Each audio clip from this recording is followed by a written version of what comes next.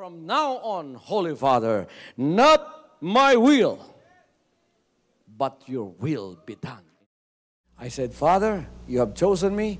Give me the strength to obey. I will follow you no matter what it takes. If you know me, you cannot be neutral about me. Either you will hate me or you will love me. Because there is only one important business in the world. It is the business of salvation.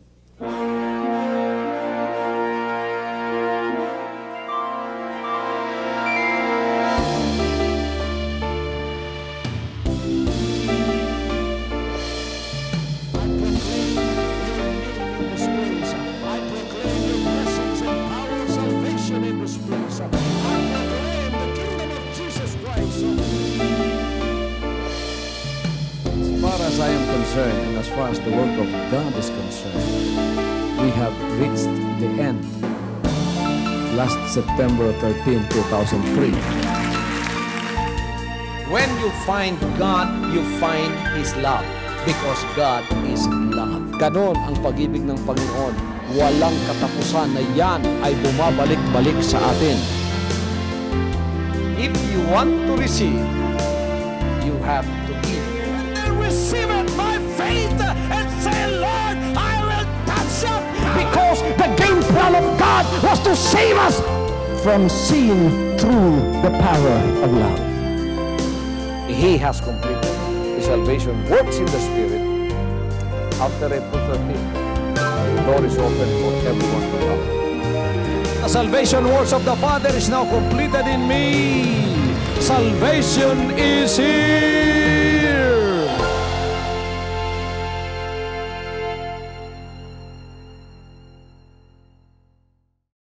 Ngayong mga sandaling ito ay ang pangangaral ng salita ng Diyos ay napakahalaga sapagkat ito ay patungkol sa kung paano natin tatanggapin ang pabor ng Diyos. How to receive God's favor. Talaga ba mga kapatid, mahalaga na dapat tanggapin ang pabor ng Diyos sa ating mga buhay? Alam ninyo kung bakit? Sapagkat anumang dalangin, anumang tawag natin sa Panginoon, kung ang kanyang pabor ay wala sa buhay natin, ay lalabas tayong walang tinanggap mula sa Kanya. Kaya sayang lamang ang ating mga dalangin. Nakita natin nung binasa natin kanina na napakahalaga at i-elaborate ko yon sa inyo sa mga sandaling ito. Sa paghihingi natin, mga kapatid, importante na ang pabor ng Diyos ay nasa sa atin. Sino sa inyo rito ang may dalangin at kahilingan pagpasok ninyo sa bahay-sambahan? Lahat ba kayo ay may kahilingan? Ang lahat ng may kahilingan na ibig tumanggap ng pagpapala, itaas ang kanilang kamay.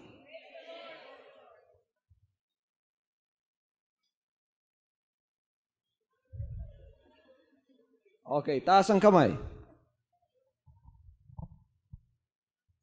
Mangangaral ako ng salita ng Diyos. Itaas ang kamay. Gusto ba ninyong tumanggap ng pagpapala ng Panginoon? Mangangaral ako ng sobra 1 oras at kalahati. Nakataas sa inyong kamay. Kaya ninyo? Praise the Lord. Naawa naman ako sa inyo. Ibaba na ninyo. Lahat ng nagtaas ng kanilang kamay, pagpapalain kayo ng Panginoon sa mga sandaling ito. Bakit? Sa una pa lang pagpunta ninyo rito, nagaksaya na kayo ng panahon, pumunta kayo rito, nagaksaya na kayo ng pamasahe, pumunta na kayo rito, pagkatapos ibinigay ninyo ang sarili ninyo sa harap ng Diyos upang makinig ng Kanyang banal na salita, yan ay ang unang hakbang na ng inyong pagpapala. Sabagat yung wala rito ngayon, hindi nila mapapakinggan ang mga mensaheng ito at hindi sila magkakaroon ng espiritual na kaalaman sa mga kalooban ng Diyos, kaya hindi nila alam kung paanong kunin ang kalugod-lugod na pabor ng Diyos. Kayo ngayon, unang hakbang ay alam na ninyo sapagkat mapapakinggan ninyo at ibibigay sa inyo ang kaalamang yan. Now, In asking God's favor, it is important when you ask that you have the favor of God. Because without the favor of God, it would be impossible for our prayers to be answered or to have an answer. It would be impossible for us to have an answer to every prayer that we do or we make before God if we don't have His favor. Kaya, tingnan natin sa ating wikang sarili kung ano, mga kapatid, ang sinabi ng Panginoon dito sa ating binasa kanina. At kanyang sinalita naman ang talinghagang ito sa nagsisiasa sa kanilang sarili, na nagpapanggap na sila'y matutuwid at pinawalang halaga ang lahat ng mga iba. May 2 lalaking nagsipanhik sa templo upang magsipanalangin. Ang isa'y Fariseo at ang isa'y maniningil ng buwis. Ang Fariseo ay nakatayo at nanalangin sa kanyang sarili. Nang ganito, Diyos, pinasasalamatan kita na hindi ako gaya ng ibang mga tao na mga manglulupig, mga liko, mga mapangalunya, o hindi man lamang gaya ng maniningil ng buwis na ito.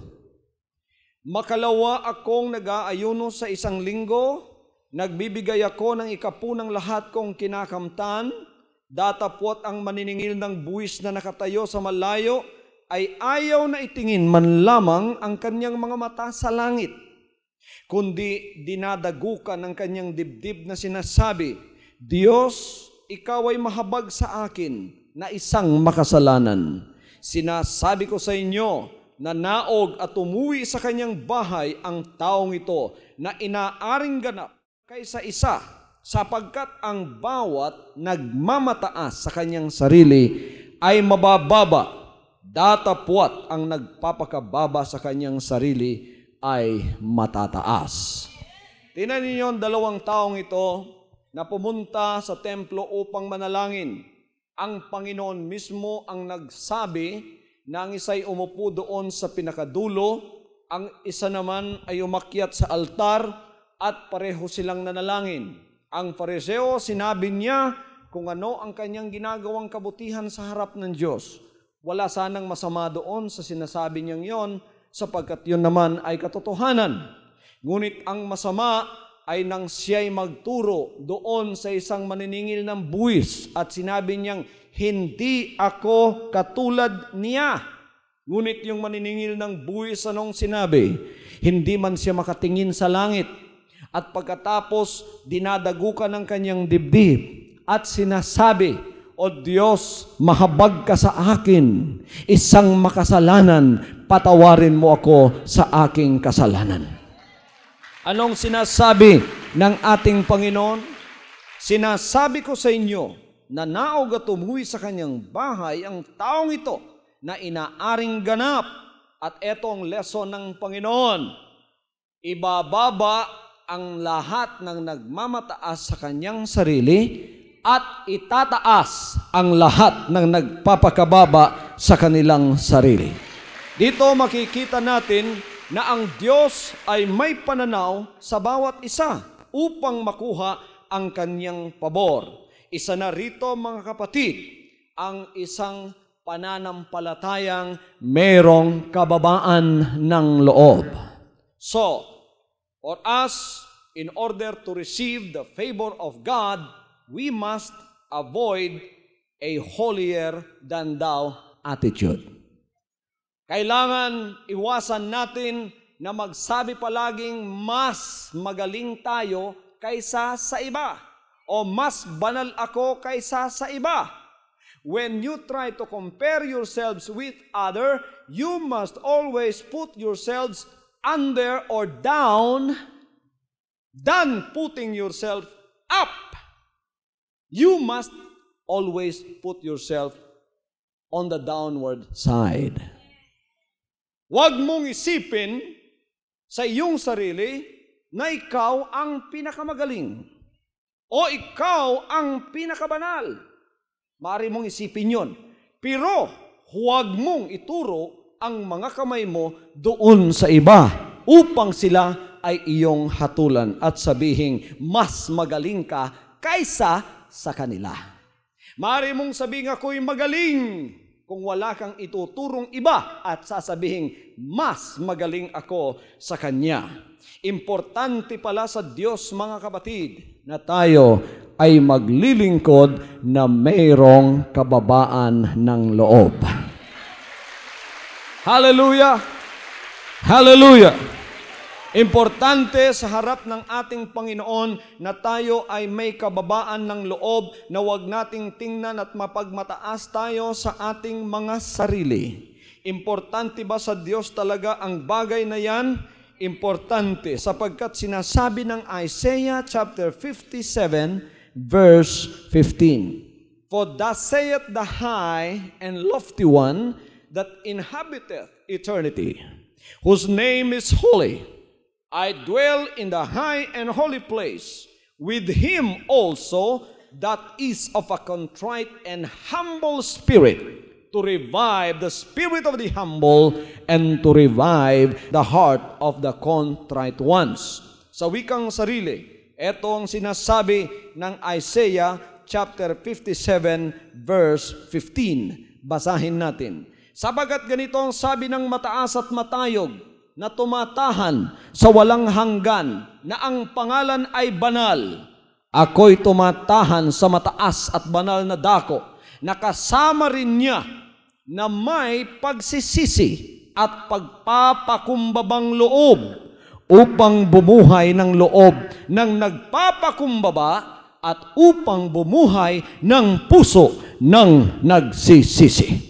Kasama ng Panginoon na nakatira sa kanyang dako ang isang taong may mapagpakumbabang loob. Ano ang palatandaan na meron kang mapagpakumbabang loob? Pagka ikaw ay mapagsisi sa harap ng Diyos. Tingnan ninyo yung taong nananalangin doon sa may dulo, nagsisisi siya. Dinadagukan ng kanyang dibdib at sinasabi, Panginoon, patawarin mo ako, isang makasalanan sa inyong harapan. Hallelujah. Everybody say amen. Amen. Bilang mga anak ng Diyos na tunay, upang tayo ay kasihan ng kanyang pabor, kailangan tayo ay hindi lamang mapagpakumbaba, kundi tayo ay mapagpatawad. Be forgiving. Kung naririto kaniyo kaninang umaga, napag-aralan natin ang Matthew chapter 18 verse 21. Pasimula sa verse 21 hanggang katapusan ng chapter. Anong napag-aralan natin? Naririto, sabi ng Panginoon, ang isang parable. The kingdom of heaven is likened unto a man na meron siyang mga alipin. Tinawag sila at pagkatapos siningil sa kanilang mga utang. Ang isa ay nakautang ng malaki. Ang iba ay nakautang ng medyo maliit. Ngunit sila ay tinawag, lalo na yung may malaking nautang. At sinabi niya, mga kapatid, na kailangan bayaran. Sinabi nung kanyang alipin, wala akong pambayad. Pagkatapos sinabi nung alipin, bigyan mo pa ako ng konting panahon upang mabayaran ko ang aking mga utang. Sapagkat dapat ipagbili na ang kanyang pamamahay upang makabayad siya. Ngunit ano ang sinabi ng Panginoon sa kanyang naawa? Sabi niya, okay lang, sapagkat naawa ako sa iyo, patatawarin na kita sa iyong utang. Umuwi ang aliping ito na pinatawad, meron din pala siyang alipin na nakautang sa kanya, ngunit hindi niya pinatawad. Nabalitaan ng kanyang Panginoon, pinatawag siya at sinabi sa kanya, di ba ikaw pinatawad kita? Bakit yung alipin sa bahay mo hindi mo pinatawad nung siya'y humingi ng kapatawaran sa iyo? Sabi niya, kung anong ginawa mo sa kanya, ganon din ang gagawin ko sa iyo. Ganyan ang gagawin ng Panginoon, sabi niya, sa mga taong hindi nagpapatawad ng mga kasalanan laban sa kanila. Kailangan tayo ay magpatawad ng kasalanan. Maging mapagpatawad tayo. You want to seek the favor of God? Be forgiving in your heart, so that when you pray and lift up holy hands to heaven, the Lord of heaven will also forgive your trespasses. May pabor ka na sa Diyos pagka ikaw ay dumadalangin na pinatawad mo ang kasalanan ng iba. Pakataas mo ang kamay mo. Sabi ng Panginoon, patatawarin kita sapagkat pinatawad mo rin ang kasalanan ng iba. Praise God, praise God. In order to receive the favor of God, we must be humble. We must be forgiving. And we should not judge. Matthew chapter 7, verses 1 to 5. Ano ang sinasabi ng Matthew chapter 7, verses 1 to 5? Ito mga kapatid ang sinasabi. Judge not that ye be not judged. For with what judgment you judge, you shall be judged. And with what measure you meet, it shall be measured to you again. And why beholdest thou the mote that is in thy brother's eye, but considerest not the beam that is in thine own eye? Or how wilt thou say to thy brother, let me pull out the mote out of thine eye, and behold, a beam is in thine own eye?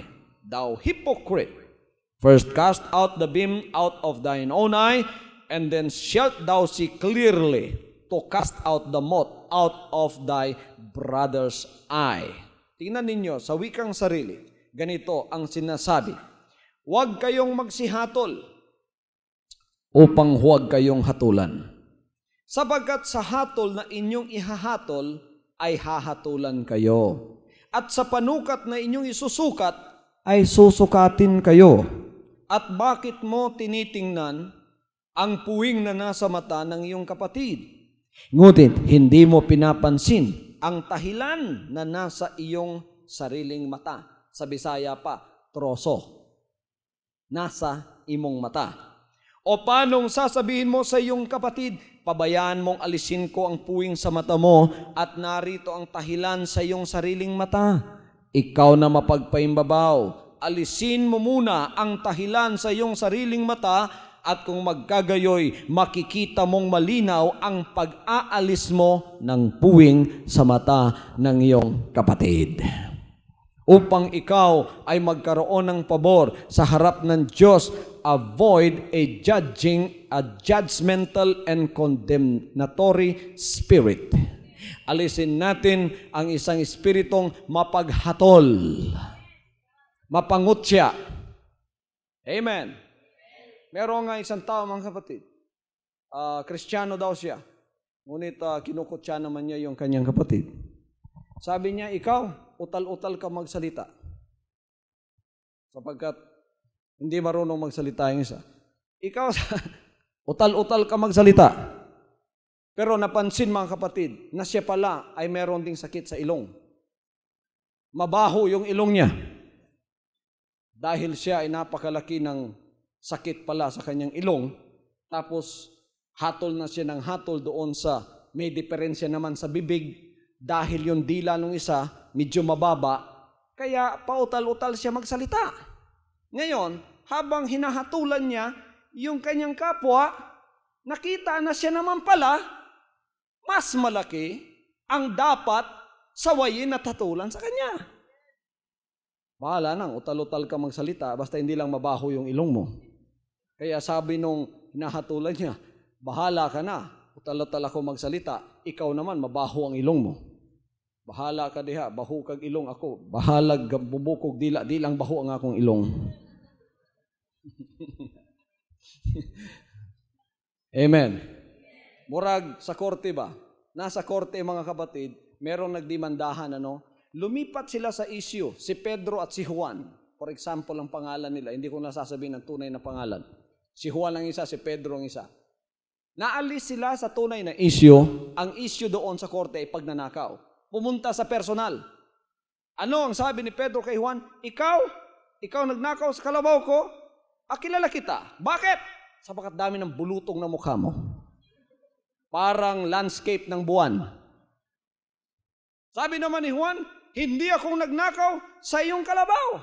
Ikaw, naduling. Cross eyes. Hindi siya, dili ko'y nagkawat sa imong kabaw, ikaw ang libata ka. Gihukman niya nga landscape ang iyang nawong sa bulan, gihukman po siya sa isa nga libat. Tinuod man po nga libat. Inatulan nung isa na yung kanyang kaharap, ang mukha ay parang landscaping ng buwan. Sinabi naman sa kanya, ikaw naman duling.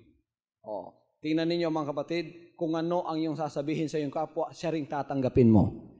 Kaya huwag tayong humatol upang tayo ay hindi hatulan.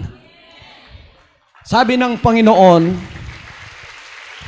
huwag kayong magsihatol upang kayo ay hindi hahatulan, sapagkat tingnan mo muna ang puwing na nasa mata mo bago mo makita ang tahilan na nasa mata ng iyong kapwa. Kaya kung meron ka mang puwing na kukunin, yung sayo muna. Huwag kang humatol upang ikaw ay magkaroon ng isang magandang pabor sa harap ng Diyos. Sapagkat kung ikaw ay palaging sumasaway at naghahatol, hinahatulan mo yung kapwa mo, para kang yung Pharisee tumayo doon sa altar at pagkatapos tinuturo mo yung isang nananalangin doon sa may huli ng templo, nakaupo doon sa may dulo, at pagkatapos nananalangin din pala, ikaw naman nagmamataas sa sarili mo, tinuturo mo na mas magaling ka pa sa kanila. Kapag ka ikaw ay humahatol sa iba, ang ibig sabihin, pinatataas mo ang sarili mo. Sabi ng Panginoon sa kanyang leksyon na ibinigay, ibababa ang nagpapataas at itataas ang nagpapakababa. Sapagkat ang lesong ito ay mahalaga, hanggang ngayon ay pinangangaral natin. Tingnan ninyo mga kapatid, ang sabi ng Panginoon, umalis sila sa bahay-sambahan at ang isa ay inaring ganap. The other person that humbled himself was justified. Magkaroon siya ng pabor sa harap ng Diyos nang siya ay umalis sa templong yon. Siya ang pinagpala. Kaya pag ang tao yun dadalangin muli, siya ay pagpapalain. Pinatawad ang kanyang kasalanan, kung may kahilingan pa siya, sasagutin pa ng Panginoon yun. Pero yung Pharisee na nandito sa altar, pumunta at nagmamataas sa sarili at sinabi niyang, mas magaling ako kaysa sa kanya, I am a better person than he, because I do this and I do that, I am like this and I am like that. Pumunta siya at umuwi. Walang pagpapala na mula sa Panginoon. Nakatalikod ang Panginoon sa kanya. Ang pabor ng Panginoon ay hindi nakuha ng taong ito. Isang lesson para sa lahat ng mga Kristiyanong anak ng Diyos na sa ating paglalakad dapat nating malaman upang sa tayo ay humaharap sa harap ng Diyos araw-araw, umaga at hapon. Nanalangin tayo, di ba? Sino nanalangin ng umaga at hapon dito? Nanalangin ba kayo umaga at hapon sa harap ng Diyos? Praise the Lord. Pagka tinataas ninyo yung kamay ninyo, pagkatapos bago lang pala kayong nangutya, pagkatapos bago lang pala kayong humatol, pagkatapos bago lang pala kayo nagmataas na inyong sarili, tataas naman yung kamay ninyo sa Diyos, tatakpan ng Diyos ang kanyang mata at ang kanyang mga tenga at hindi pakikinggan ang lahat ng inyong idinadalangin. Wala kayong pabor sa kanyang harapan. Kaya matigas ang langit para sa mga taong ganon. Ngunit dito pinag-aaralan natin sa mga sandaling ito kung paanong lumambot ang puso ng langit para sa atin upang kung tayo ay may kailangan sa Kanya, ang kapangyarihan ng Diyos ay kikilos sa ating mga buhay. Unang-una, magpakababa tayo sa ating sarili. Amen. Kung meron kang nakalaban, patawarin mo na. Magpakababa ka sa sarili mo, maging mapatawarin ka sa iyong puso. Meron ka bang nakaaway sa mga sandaling ito? Patawarin mo na, i-release mo na. Pagkatapos, magpakababa ka sa sarili mo. Kung halimbawa may pride ka sa harap ng Panginoon, ibaba mo yan kung ikaw ay lumalapit sa kanyang harapan. Alam ng Diyos ang ginagawa mo, hindi mo na dapat pang yan ay i-mention at huwag mong ipagmapuri o ipagmataas ang iyong sarili. Kung ikaw ay nagpapakababa sa sarili mo, lalo kang papansinin ng Panginoon. Sabi niya sa Isaiah 57:15, nakikisama siya sa mga taong merong mapagpakumbabang loob. Hallelujah! Para matanggap natin ang pabor ng Diyos, kailangang tayo ay tunay na born again. Ala tayo magsabing, kailangang tayo ay tunay na born again. Ang lahat na tunay na born again, itaas ang kamay. Kanang kamay, tinaas ninyo? Itaas ang kanang kamay. Itaas ang kaliwang kamay. Ganyan, mga kapatid.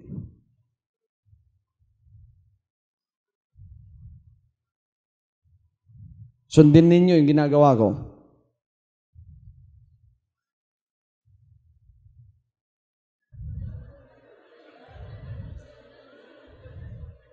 Lahat ng masunurin, pagpapalain kayo ng Panginoon. Tingnan ninyo, pagka ginagawa kayong bata, sumusunod kayo, lalo kayong pagpapalain ng Panginoon. Ano yung ginawa ninyo kanina? Close open. Pagpalain kayo ng Panginoon, lahat ng sumusunod. Yan ay isang patunay na pagka tayo ay born again, ang ibig sabihin, sumusunod tayo sa mga salita at kalooban ng ating Panginoon. At dahil sa ating pagsusunod na yan, tayo mga kapatid ay pagpapalain ng Panginoon. Sigurado ba ang lugar ng mga tunay na born again? Sigurado ba ang kanilang lugar sa langit? Siguradong sigurado ang lugar ng mga born again doon sa langit. Anong sinabi ng banal na kasulatan? Eto, pakinggan natin. O hindi ba ganin nyo nalalaman na ang mga liko ay hindi magsisipagmana ng kaharian ng Diyos? Huwag kayong padaya. Kahit ang mga mapakiapid, ni ang mananamba sa Diyos-Diyosan, ni ang mga mangangalunya, ni ang mga nang bababae, ni ang mga mapakiapid sa kapwa lalaki, ni ang mga magnanakaw, ni ang mga masasakim, ni ang mga manglalasing, ni ang mga mapatungayaw, ni ang manglulupig ay hindi mangagmamana sa kaharian ng Diyos. At ganyan ang mga ilan sa inyo, ngunit nangahugasan na kayo, ngunit binanal na kayo, ngunit inaring ganap na kayo sa pangalan ng Panginoong Hesukristo at sa Espiritu ng ating Diyos. Sabi niya noon, ganun kayo. Yung dinescribe ng 1 Corinthians 6:9 ni Apostol Pablo, ganyan tayo noong hindi pa tayo born again. Ngunit sinabi niya, ngayon, kayo ay nangahugasan na, kayo ay binanal na, kayo ay inaring ganap na sa pamamagitan ng pangalan ng Panginoong Hesukristo at sa Espiritu ng ating banal na Diyos. Alam niyo sa huling araw, maraming nagtatanong sa akin kung ang bakla ba daw ay papasok sa langit. Yung homosexual. Now, as I have said previously, I have nothing against homosexual personally. Sabagat ang mga homosexuals o bakla ay tao rin naman. Tao rin naman. Merong human rights, merong civil rights, merong lahat ng rights sa sanlibutan ito. Ngunit pagka tinatanong tayo sa spiritual rights, hindi po ako ang nagsabi, kundi ang banal na kasulatan na ang lalaki na nakikiapid sa kanyang kapwa lalaki ay hindi magmamana sa kaharian ng Diyos. Kaya kung may nagsabing, Pastor, born again naman ako ay member na ng isang born again fellowship. Hindi ba ako maliligtas kahit hindi ko inalis yung aking pagiging homosexual? Hindi magsisinungaling ang banal ng kasulatan. Walang lalaki na nakikiapid sa kanyang kapwa lalaki na papasok sa langit. Amen.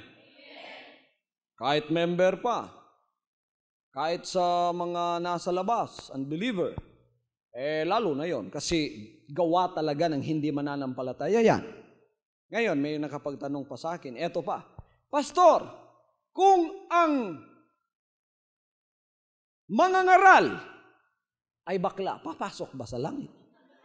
Naku kapatid, lalo nang hindi papasok yan.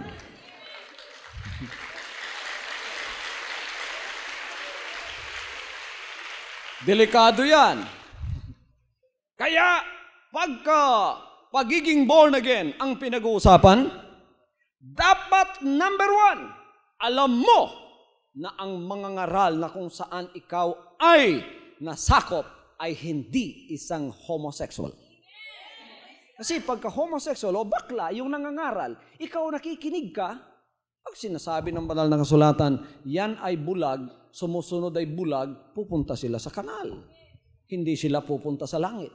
Saan pupunta ang pinangangaralan ng isang homosexual at pagkatapos naniniwala sa kanya? Sigurado na lang na hindi pupunta sa langit yon. Kaya mga kapatid, pakasiguruhin ninyo na hindi homosexual ang pinakikinggan ninyo. Dapat, kapatid, ang salita ng Diyos ay maging tunay sa buhay natin. Tayo ay talagang tunay na kailangang maging born again sa harap ng Diyos upang tayo ay magkaroon ng pabor sa Kanya. Kaya yung homosexual, hanggang ngayon, ikaw ay nakikiapid. Lalaki sa lalaki, naku, wala kang pag-asa kapatid. Kaya kailangang ma-born again ang maraming mga nagtatawag sa anak ng Diyos, ngunit homosexual pa. Yun daw ang homosexual, yung kilos babae. Marami dito parang kilos babae, pero hindi naman nakikiapid sa lalaki. Ngunit makikita mo, napakaraming macho. Talagang parang Sylvester Stallone ang mukha. Pero first class pala na homosexual. First class pala na bakla. Nakikiapid pala yan sa lalaki. Pero macho. Kahit macho ka patingnan, pagka ikaw ay nakikiapid lalaki sa lalaki, wala kang pag-asa sa pagpupunta sa kaharian ng Diyos. Hindi ko sinabi yon, sinabi ng banal na kasulatan. Upang magkaroon ng tunay na pabor sa harap ng Diyos, kailangan tayo ay tunay na born again. Anong born again? Ipinanganak na muli. May pagbabago ang buhay. Noon makasalanan, ngayon binanal. Noon makasalanan, ngayon nahugasan. Noon makasalanan, ngayon inaring ganap sa harap ng ating Panginoon. Nang dahil sa kanyang pagsisisi at pagsusunod sa banal na Diyos, siya ay nagkaroon ng malaking pagbabago. Anong sinabi ng Panginoon? Except you be born again, you cannot see the kingdom of God. Except a man be born of water and of the Spirit, he cannot enter into the kingdom of God. Di tayo makakapasok doon, sabi niya. Wala tayong magiging pabor, sabi ng Panginoon. Kaya lahat ng mga tumatawag sa ating Panginoon, kailangang tunay na maging born again. May pagbabago ang buhay. Pastor, born again po bang tunay ang isang Kristiyano na hindi naniniwala sa tithes? Born again bang tunay ang Kristiyano na hindi naniniwala ng tithes? Hindi, kapatid.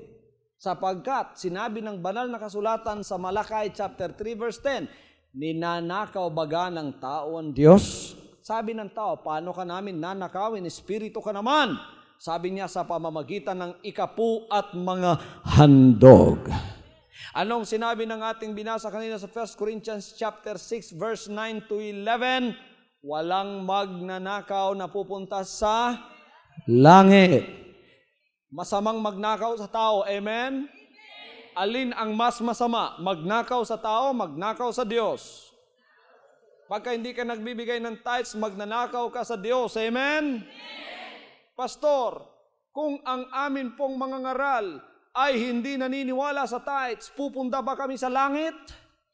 Sinasabi ko na kanina pa, mga kapatid, walang magnanakaw kahit paano ang titulo mo, obispo ka, pastor ka, mangangaral ka.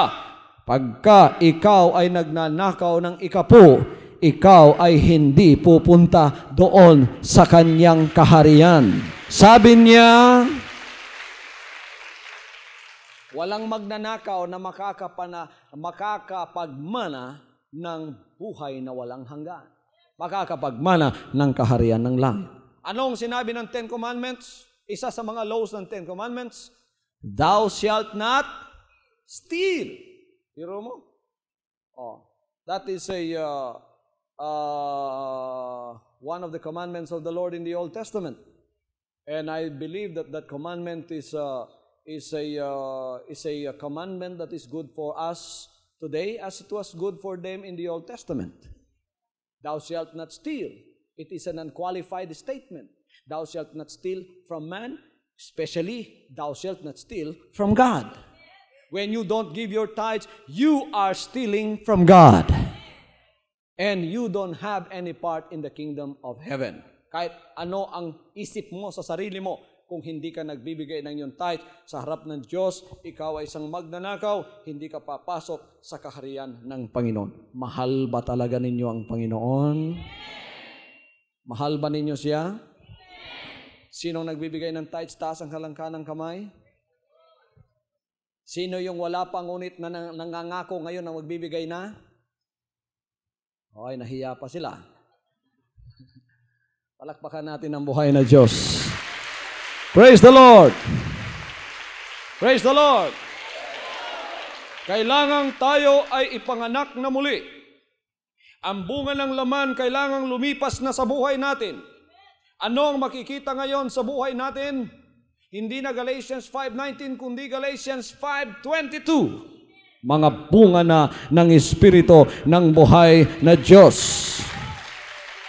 Hallelujah! Love, peace, joy. Gentleness, meekness, faith, temperance, lahat ng mga bunga ng Espiritu dapat ang siyang makikita sa atin. And then, if you want to have favor with God, you must love God and obey God's words at all times.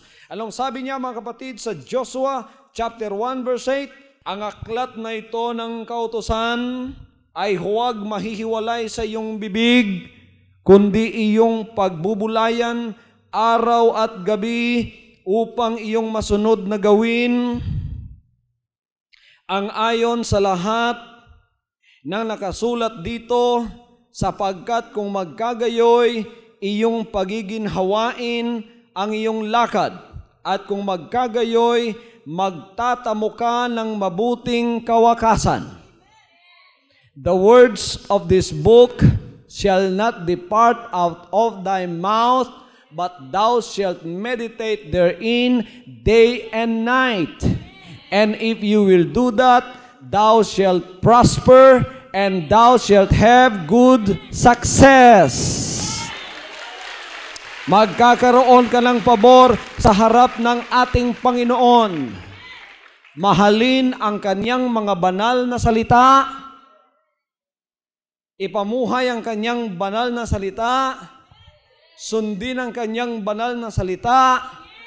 Huwag hiwalay ang kanyang banal na salita sa ating bibig araw at gabi. Pagbubulayan natin yan araw at gabi. Bago kayo magtrabaho sa umaga, pagkagising ninyo, kumuha muna kayo ng mga salita ng Diyos, magbasa kayo, mag-devotional kayo, basahin ang salita ng Diyos, mahalin ang salita ng Diyos. Huwag ilagay ang Biblia sa ilalim ng comics. Huwag ilagay ang Biblia at patungan ng anumang klaseng libro. Kailangan yan ay nasa ibabaw ng lahat ng libro. Upang kung yan ay kunin ninyo, ang ibig sabihin, wala nang hihigit pa riyan sa mga salitang yan. Ang mga librong ginawa ng tao, mga kapatid, ay mawawala. Ang mga librong yan ay ma-expire isang araw. Ngunit ang mga salita ng Diyos na nakasulat dito, yan ay panghabang buhay. Yan ay pangbuhay na walang hanggan. Amen.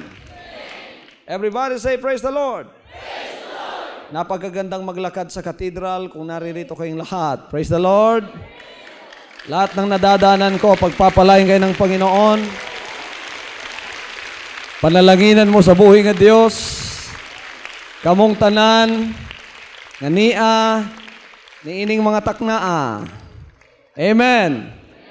Kamong tanan nga mga anak sa Diyos, nga nagapaminaw sa kuwa, ang panalangin sa Diyos maanha sa inyo ha. Ang mga pulong sa Diyos,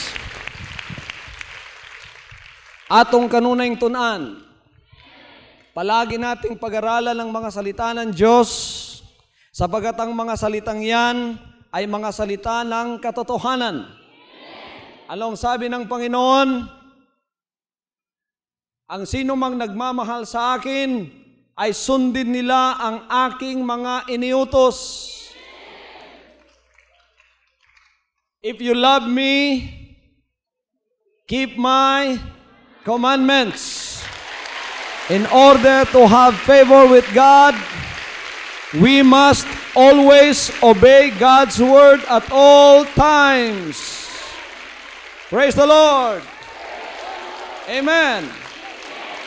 Kaya mga kapatid, lalago tayo hindi lamang sa kaalamang makatao, kundi sa kaalaman na nanggagaling sa ating banal na Diyos. Praise the Lord. Lahat ng mga anak ng Diyos na nagmamahal sa Kanya, itaas ang kamay. Mahal ninyo ang Panginoon, taas ang kamay. Iwagayway ang kamay. Kung malakas kayong magwagayway ng inyong kamay, malakas ang pagpapalang darating sa inyo. Hallelujah! Mahalin natin ang mga salita ng ating buhay na Diyos. Praise the Lord!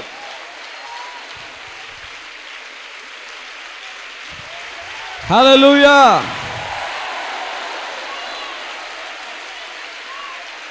Mga kapatid, sinabi ng Panginoon dito sa Matthew chapter 5 verses 17 to 20. Ganito ang sinabi ng ating banal na Diyos. Huwag ninyong isiping ako'y naparito upang sirain ang kautusan o ang mga propeta. Ako'y naparito hindi upang sirain, kundi upang ganapin. Ang Panginoon, hindi siya pumunta rito upang igiba ang mga salita ng Diyos. Sinasabi ng iba, untied daw ay Old Testament. Pumunta raw dito at wala na yan. Alam ba ninyo, pumunta ang Panginoon dito upang ganapin ang mga salitang yan? Sabi niya sa verse 18, chapter 5 ng Matthew, sapagat katotohanang sinasabi ko sa inyo, hanggang sa mga wala ang langit at ang lupa, ang isang tuldok o isang kudlit sa anumang paraan ay hindi mawawala sa kautusan hanggang sa maganap ang lahat ng mga bagay. Kaya't ang sinumang sumuway sa isa sa mga kaliit-litang mga utos na ito at ituro ang gayon sa mga tao ay tatawaging kaliit-liitan sa kaharian ng langit. Datapot ang sinumang gumanap at ituro, ito'y tatawaging dakila sa kaharian ng langit. Sapagat sinasabi ko sa inyo na kung hindi hihigit ang inyong katwiran sa katwiran ng mga eskriba at mga fariseo, sa anumang paraan ay hindi kayo magsisipasok sa kaharian ng langit. Mahalin natin ang mga salita ng Diyos, sapagat yan ay kanyang mga utos, at yan ay ating ituro naman sa iba na ganun din ang gawin. Tayo ay magkakaroon ng pabor sa harap ng Diyos at magiging malaki, magiging dakila sa kanyang harapan. Pagka ikaw ay dakila sa harapan ng Diyos, ano man ang hilingin mo, yan ay ibibigay ng Panginoon. Everybody say, praise the Lord. Praise the Lord. Upang tayo magkaroon ng malaking pabor sa harap ng Diyos, kailangang sambahin ang Panginoon sa Espiritu at sa katotohanan. Mahalaga ba mga kapatid na tayo ay mayroong isang matuwid na pagsamba sa harap ng Diyos? Amen. Amen. Mahalaga na mayroon tayong tunay na pagsamba. Sinasabi niya sa Mark chapter 7, tingnan natin ang mga salita ng Diyos sa Mark chapter 7, chapter 7, verses 6 to 9. Itong sinasabi ng Panginoon. Kaya mahalagang tayo ay merong tunay na pagsamba. Mark chapter 7, verses 6 to 9. Ito ang kanyang sinasabi. At sinabi niya sa kanila, mabuti ang pagkahula ni Isaias tungkol sa inyong mga papaimbabaw ayon sa nasusulat. Ang bayang ito ay ginagalang ako ng kanyang mga labi, datapwat ang kanilang puso ay malayo sa akin.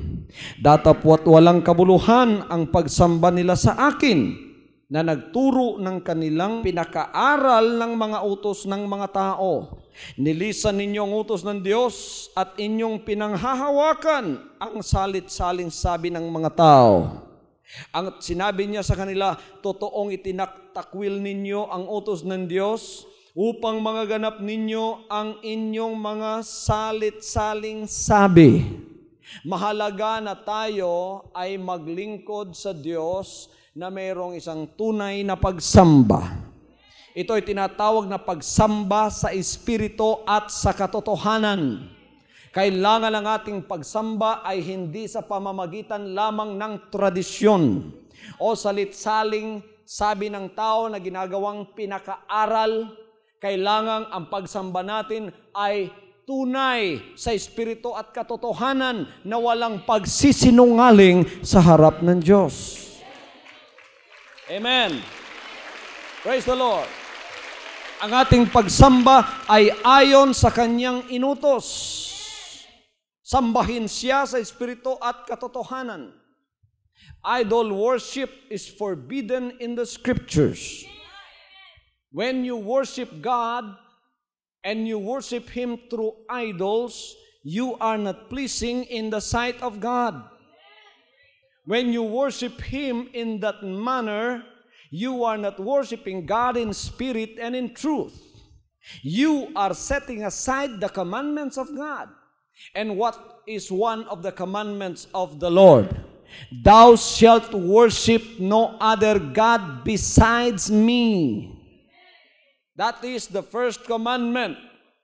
Thou shalt worship no other God besides me. Thou shalt not make any graven image which has likeness in heaven or on the earth or under the earth or under the sea. Thou shalt not bow down thyself unto them nor serve them. Huwag nating sambahin ang Panginoon sa pamamagitan ng mga linilok na larawan. Huwag tayong lumuhod, sapagat ang ganong pagsamba ay hindi tinatanggap ng Panginoon. Sabi niya, yan ay ang pagsambang walang kabuluhan. Yan ay ang pagsambang walang kabuluhan. Hindi tinatanggap. Upang magkaroon ng pabor sa harap ng Diyos, kailangang sundin ang kanyang mga utos na siya'y sambahin sa Espiritu at sa katotohanan. Pumunta kayo rito, dala-dala ba ninyo ang inyong Espiritu, mga kapatid? Sabagat ang Espiritu ninyo at ang katotohanan na walang iba kundi ang salita ng Diyos, yan ay ang pinakamalaking Espiritu, yan ang magkakaunawaan. Pagka sinasabi kong mga salita ng Diyos, sinasamba ninyo siya sa Espiritu ninyo at sa katotohanan na walang iba kundi ang kanyang salita, kayo ay magkakaroon ng pabor sa harap ng ating Panginoon. The words of God can only be understood by the Spirit that is in man. Yung Espiritong nasa sa inyo, galing sa Panginoon. At iyon ang umuunawa sa mga salita ng Diyos. Kaya pagka naririto tayo, pangangaral ng salita ng Diyos ang pinakamahalagang bagay. Walang mahalagang bagay na pakinggan, kundi pinakamahalaga ang pakikinig sa mga salita ng Panginoon.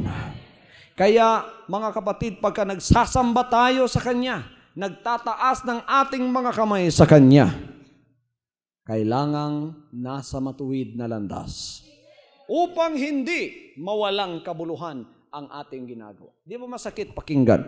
Isang araw sasabihin ng Panginoon, pagod na pagod ka pa sa pagsasamba sa Kanya. Pagkatapos sinabi lang niyang, umalis ka, humayo ka, hindi kita kilala sapagkat ang pagsamba mo hindi sa Espiritu at sa katotohanan. Mga kapatid, masakit yun, di ba? Kala mo, pagsamba mo, tunay na. Yun pala, pagdating sa harap ng Diyos, ang iyong pagsamba ay hindi tinatanggap, winalang kabuluhan. Ang lahat ng mga anak ng Diyos na magsamba, kailangang magsamba sila sa Espiritu at sa katotohanan. Palakpakan natin siya. Pagka ginagawa natin ang mga bagay na ito,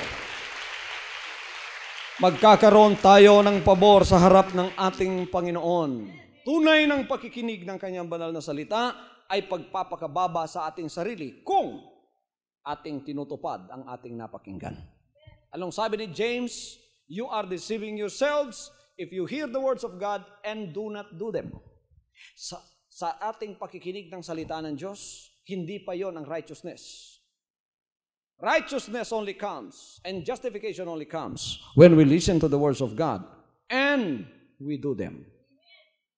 Bakit mahalaga ang paggawa ng mga salita ng Diyos?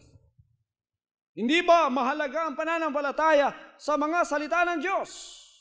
Mahalaga, pero kung walang gawa, hindi magiging sakdal. At hindi magiging perfect ang iyong pananampalataya. Sabi ni James, faith without works is dead. If it is only faith, the Bible says, even the devil believe that there is one God. And they even tremble. But they remain the devil because they don't do what God said them to do. Amen? Mahalaga ang pagsusunod. Darating, mga kapatid, ang ating pinakamalaking pabor sa harap ng Diyos. Pagka tayo nakikinig sa salita ng Panginoon at ginaganap yan. Sabi ni James, pagka daw tayo nakikinig sa mga salita ng Diyos at hindi natin ginaganap ang kanyang mga salita, anong sinabi niya? Datapwat maging tagatupad kayo ng salita. At huwag tagapakinig lamang na inyong dinadaya ang inyong sarili. Sapagkat kung ang sino man ay tagapakinig ng salita at hindi tagatupad, ay katulad siya ng isang tao na tinitingnan ang kanyang talagang mukha sa salamin, sapagkat minamasdan niya ang kanyang sarili at siya'y umaalis at pagdakay kanyang nalilimutan kung ano siya. Ngunit ang nagsisiyasat ng sakdal na kautusan, ang kautusan ng kalayaan at nananatiling gayon, na hindi tagapakinig na lumilimot, kundi tagatupad na gumagawa, ay pagpapalain ang taong ito sa kanyang ginagawa. Ang ibig sabihin, pagka tayo ay tagapakinig at tagatupad ng salita ng Diyos, magkakaroon tayo ng pabor sa harap ng ating Panginoon. Hallelujah! Hallelujah! Justification and favor from God comes when you listen to the words of God and then you do them. Kaya sa mga sandaling ito, napakahalaga ng mga salita ng Diyos. Gagawin ba natin ang mga salitang ating napakinggan? Sino rito, mga kapatid, ang gagawa ng mga salitang kanyang napakinggan? Magpapakababa ba tayo sa ating sarili? Mga tunay na anak ng Diyos, magpapakababa ba tayo sa ating sarili? Hindi na ba natin titingnan at hindi na natin hahatulan ang iba? Kung meron kayong kukuning puwing, anong puwing, saang mata kayo kukuha ng puwing? Sa mata natin. Tayo ba, mga kapatid, ay magkakaroon ng isang mapagpatawad na espiritu? Sinong gagawa niyan? Taas ang kamay. Patatawarin na ba ninyong lahat ng mga kasalanan ng iba sa inyo? Nako, magkakaroon kayo ng pabor sa Diyos. Hallelujah! Hallelujah! Hallelujah! Talaga bang tayo magiging born again na? Yung mga bakla magbabago na ba? Babalik na bang tunay sa Diyos? Hindi na ba makikiapid sa lalaki? Ang kapwa lalaki? Walang Kristiyanong lalaki na nakikiapid ng kapwa lalaki? Tomboy, vice versa, ganun din. Wala nang babaeng nakikiapid sa kapwa babae. Sa harap ng Diyos, yan ay karumal-dumal. Kahit ano ang sabihin mong reason at sabihin mong ginawa naman ng Diyos yan. Hindi ko naman kasalanan yan. Mga kapatid, nakita ko ang maraming mga homosexuals na lumapit sa Panginoon, nagsisi ng kanilang kasalanan, binago ng Panginoon. Kaya ako'y naniniwala na pagdating ninyo sa hukuman ng Diyos, sasabihin ninyong, Panginoon, sinabi po ng research, ng survey, ng science, na ang bakla raw po homosexual, maliit ang puso nila kaysa normal na lalaki, kaya ako'y ganito. Hindi ninyo maaaring gawing katwiran sa harap ng Diyos yan sapagkat, bakit? Merong mga baklang tulad ninyo na binago, na ngayon ay tunay na lalaki na. Ituturo ng Panginoon, sasabihin niya, yon, bakit nagbago yon? Katulad mo yon. Bakit nagbago? Sabagat walang mahirap sa kapangyarihan ng Panginoon.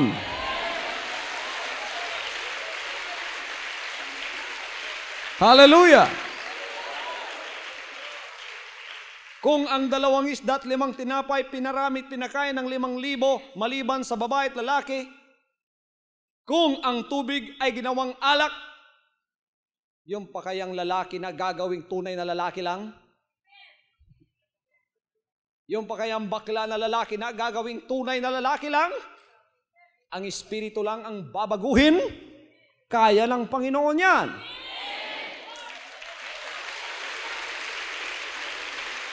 Everybody say, praise the Lord. Pagka ginawa ninyo yan, magkakaroon kayo ng pabor sa harap ng Diyos at gagamitin pa kayo.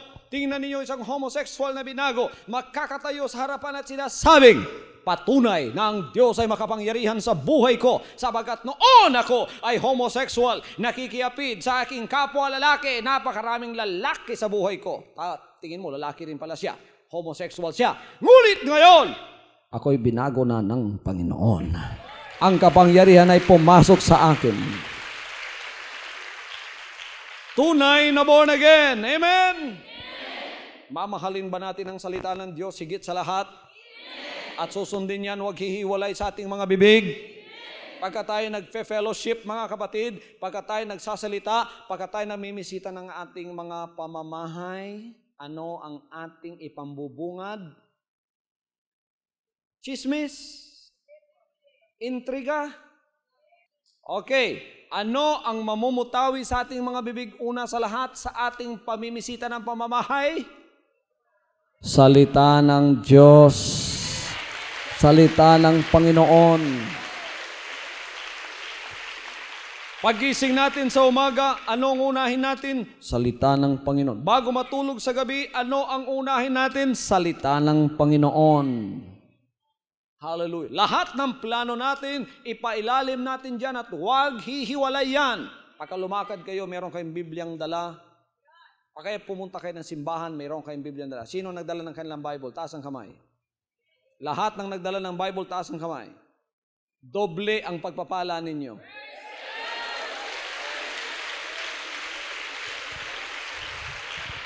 Yung hindi nagdala ng Bible, alam ko, hindi ninyo itataas ang kamay ninyo. Pero hindi kayo nagtaas ng kamay kanina, kaya itong sasabihin ko. Lahat ng hindi nagtaas ng kamay, natural, hindi kayo nagdala ng Bible, 1/4 lang pagpapala ang tatanggapin ninyo. Pagka pumupunta kayo dito, magdala kayo ng banal na kasulatan. Pagka wala, sabihin ninyo sa akin. At pabibilhan ko kayo doon sa may bookstore. Amen?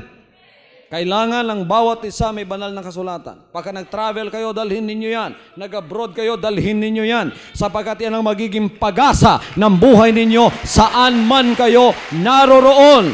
Mahalin ninyo ang salita ng Diyos. Alam ninyo ang instructions ng Panginoon sa akin?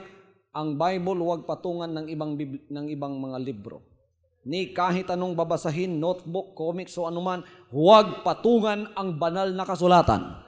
Kailangan nasa ibabaw ng lahat ng libro yan. At pagkatapos, sumamba kayo sa Diyos, sa Espiritu at sa katotohanan. pumunta kayo palagi dito sa Cathedral of Jesus Christ. Sapagat dito ang itinataas natin ang Panginoong Hesukristo. Ang itinataas at pinupuri natin si Jesus Christ. Tinataas natin siya. Wala tayong ibang tinataas. Sabi ng banal na kasulatan, Acts 4:12, walang ibang pangalang binigay sa silong ng langit na sukat ikaligtas ng tao, at ang pangalang yan ay ang pangalan na higit sa lahat ng pangalan na ibinigay ng Ama sa Kanya, sapagkat siya nagpakumbaba kahit sa kamatayan sa krus. Nang dahilan dyan, binigyan siya ng Ama ng pangalang higit sa lahat ng pangalan. Na sa pangalan ni Hesukristo, ang lahat ng tuhod ay luluhod at ang lahat ng tila ay mangungumpisal na siya ay Panginoon, siya ay kaluluwalhati ng Diyos nating Ama. Hallelujah! Sumamba tayo sa Kanya sa Espiritu at sa katotohanan. Sundin natin ang lahat ng ating napakinggan at ang pagpapala ay mapapasa atin.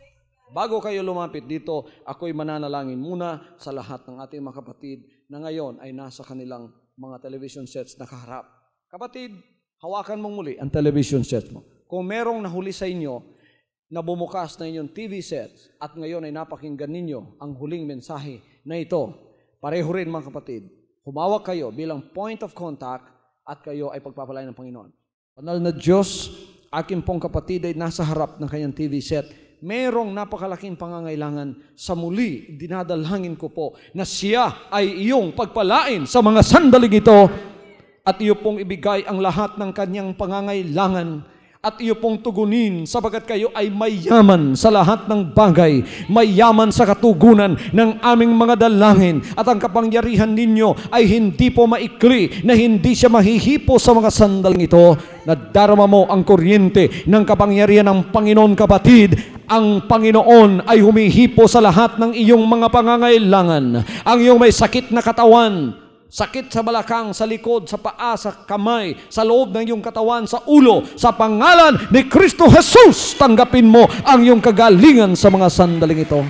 Magkakaroon ka ng kalutasan sa iyong mga malalakas na problema, malalaking problema mo, yan ay magkakaroon ng kalutasan. Hintayin mo ang kalutasan mula sa Panginoon. Ang Panginoon sa pamamagitan ng Espiritu niya sa mga ngaral na ito ay nakikiusap sa iyo.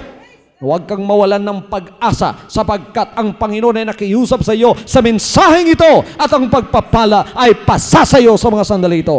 Kalakip na ang kaligtasan ng iyong kaluluwa. Tanggapin mo ito sa pangalan ni Kristo Jesus. Amen and amen. Hallelujah. From now on, Holy Father, not my will, but your will be done. I said, Father, you have chosen me. Give me the strength to obey. I will follow you no matter what it takes. If you know me, you cannot be neutral about me. Either you will hate me or you will love me. Because there is only one important business in the world. It is the business of salvation.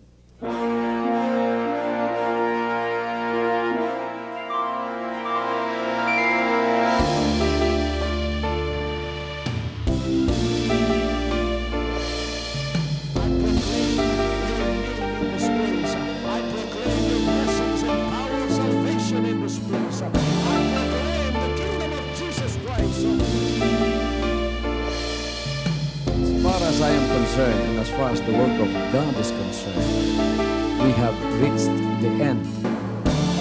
Last September 13, 2003. When you find God, you find His love, because God is love. Ganon ang pag-ibig ng Panginoon. Walang katapusan na yan ay bumabalik-balik sa atin. If you want to receive, you have to give. Receive it by faith and say, Lord, I will touch your power. Because the game plan of God was to save us from seeing through the power of love. He has completed. His salvation works in the Spirit. After April 13th, the door is open for everyone to come. The salvation works of the Father is now completed in me. Salvation is here.